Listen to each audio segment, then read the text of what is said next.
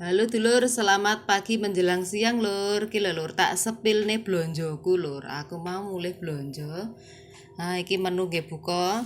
Kene nek gambas, bayem, iki wortel panene ndek iki karo ganteng ndek iki. Apa ganteng kacang. Arep tak sayur bening, ya to lawe karo dadar jagung iki.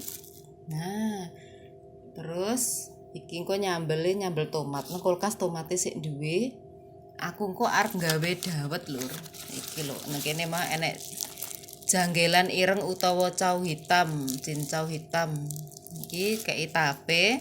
Iki kambil tuwek, karek marut. Lah kok lali gularene lali ra tuku piye lek dadak balik neh to. Nah, iki telo sing winginane iki lho. Tak kukus, tak bumbone gurih to, kek nang kulkas. Nah, mau sahur wis tak goreng. Iki sik-isik engko kena nggo tambah buka lur. Nah, iki lho. Menuku engko sayur bening, bakwan jagung karo nyambel tomat, gawe es dawet lur. Wis jan mantap tenan ki engko. Nah, wis ngene lur, matur suwun.